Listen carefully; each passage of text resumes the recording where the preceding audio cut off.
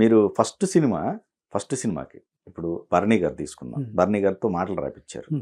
తర్వాత ఎస్పి బాలసుబ్రహ్మణ్యం గారు సంగీతం.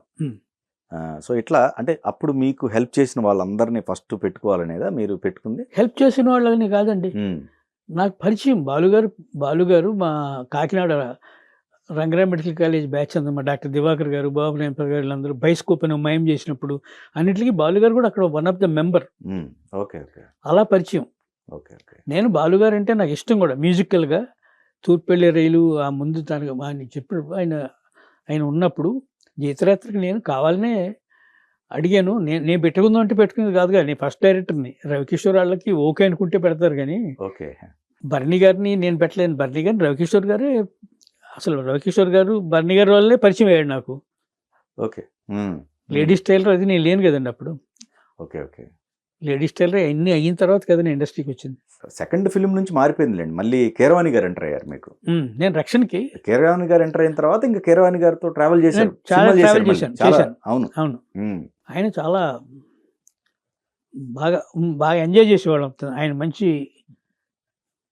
టేస్ట్ ఉన్నవాడు. తను కూడా మంచి సెన్స్ ఆఫ్ హ్యూమరు అవన్నీ ఉండేవి కీరవాణి గారికి. అంతే. ఆ పాటలు ఏవైతే ఉన్నాయండి, ఆ రక్షణ తర్వాత కీరవాణి గారు చేసినప్పటికి కూడా అంత ఇంపాక్ట్ కలిగించే విధంగా మైనా పాటలు ఉంటాయి సార్. అలాగే రిలీజ్ అవ్వలేదు కానీ మైనా చాలా పెద్ద హిట్ అండి పాటలన్నీ కూడా.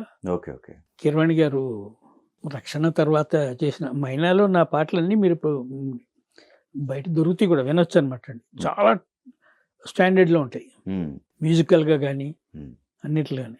కీరవాణి గారు మ్యూజిక్ బాగా లేదు అని ఏది ఎప్పుడు లేదు, ఏ పాటకి లేదు.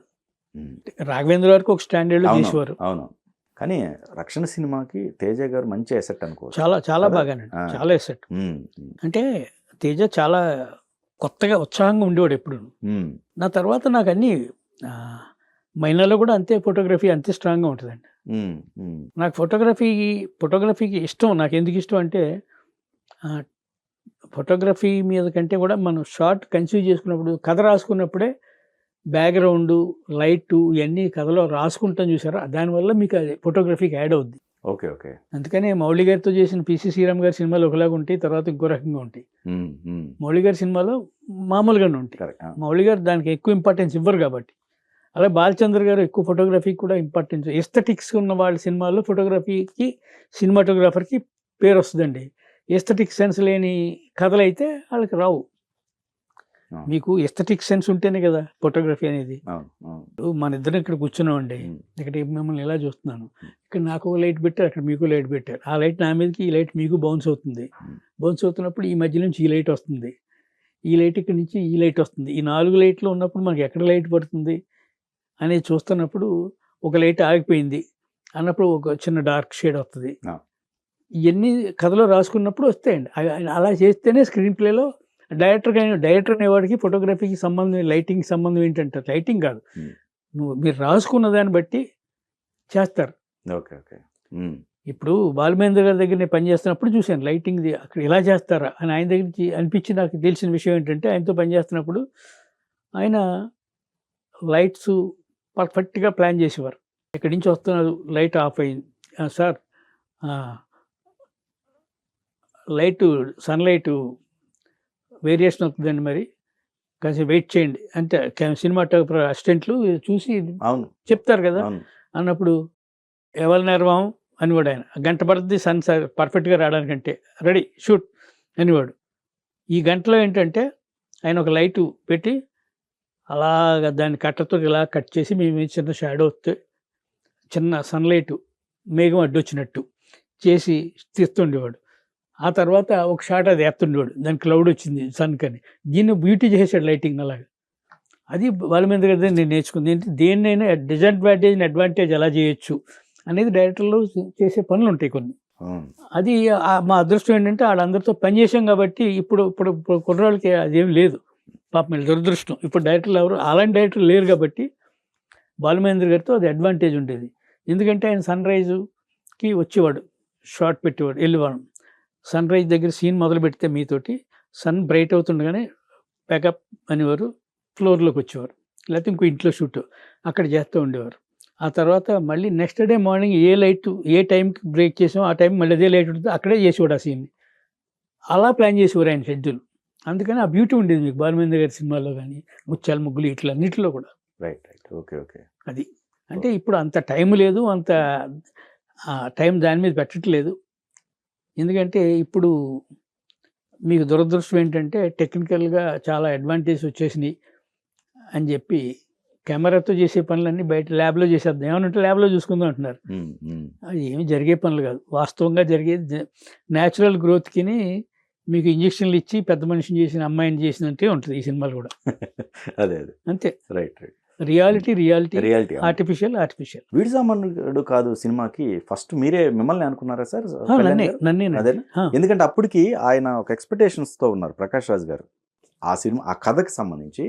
అదేదో అప్పుడు కాదండి ఆ సినిమా భారతీరాజా గారి బంధువు ఒక అతను బ్రదర్, మన కెమెరామెన్ బ్రదర్ ఏదో అవుతాడు ఆయన తమిళ్లో తీశాడు. ఓకే. ప్రకాష్ రాజ్ కానీ ఇంకొకళ్ళు కానీ ఎవరైనా సరే బాబు మీరు ఇలా చేయండి అలా చేయండి ఎలా చేస్తారని అడిగే డైరెక్టర్లు ఉంటే వాళ్ళు అంత. ప్రకాష్ రాజ్కి నేను బేసిక్గా థియేటర్ బ్యాక్గ్రౌండ్ నుంచి వచ్చాను. నేను ఇలాగ యాక్ట్ చేయాలి అలా యాక్ట్ చేయాలని ఎప్పుడు చెప్పలేదు. నేను ఏ యాక్టర్కి చెప్పలేదు ఇంతవరకు. ఓకే. ఒక యాక్టర్కి మీరు ఇలా కావాలి, నాకు ఎలా కావాలి, ఎలా యాక్ట్ చేయాలి అని చెప్పేంత అవసరం ఎప్పుడు రాలేదు. చెప్పకూడదని నా నమ్మకం. నేను బేసిక్గా థియేటర్ బ్యాక్గ్రౌండ్ నుంచి వచ్చాను, నటుడిని. మీరు నాకు నటిస్తున్నప్పుడు మీకు అర్థమయ్యేటట్టు నేను చెప్తే మీరు నటిస్తారంతే. నాకు ఏం కావాలో చెప్పడం కాదు. మీరు ఇలా మన ఇద్దరం కూర్చున్నప్పుడు నేను మాట్లాడుతూ టక్మని అటు తిరిగితే ఏంటి అలా తిరిగి ఎవడవుతున్నాడు మీరు అటు చూశారు. ఒక డోర్ సౌండ్ వేసాం, అక్కడి నుంచి ఇటు వచ్చారండి. వచ్చినప్పుడు తీరా చూస్తూ మనిషి వచ్చాడు. వచ్చిన అతను మీరు ఇలా చూశారు, అరే ఇతను ఎక్కడ చూసినట్టున్నదే అన్నారు. అంటే ఆ ఎక్స్ప్రెషన్ ఇస్తారు కదా, ఇంత డీటెయిల్గా ఎక్స్ప్లెయిన్ చేసేవాడు. నవల ఎలా రాస్తాం అలాగే సినిమా కూడా స్క్రీన్ ప్లేలో ఎక్స్ప్లెయిన్ చేయాలి అనేది మాకు బాలమేంద్ర గారు నేర్పారు. ఓకే. కానీ చెప్పి చేయించే వాళ్ళు కూడా ఉన్నారు. ఇప్పుడు మనకి బాపు గారు కావచ్చు, లేదా కొంతమంది ఉన్నారు. బాపు గారు చెప్పి యాక్ట్ చేయించారు సార్. విశ్వనాథ్ గారు అనుకుంటా. విశ్వనాథ్ గారు చేయిస్తారు. బాపు గారు చెప్తారు కానీ చేయించారు. కరెక్ట్. విశ్వనాథ్ గారు చేయిస్తారు. అందుకనే విశ్వనాథ్ గారు చేయించినప్పటికీ కూడా విశ్వనాథ్ గారి సినిమాలో కొన్ని క్యారెక్టర్లు అన్ని ఒకేలాగా ఎంచుకుంటే అంటే ఆయనలాగా చేయిస్తారు కాబట్టి. ఓకే. అది తప్పే. నేను విశ్వనాథ్ గారిని తప్పట్లేదు, అది తప్పే.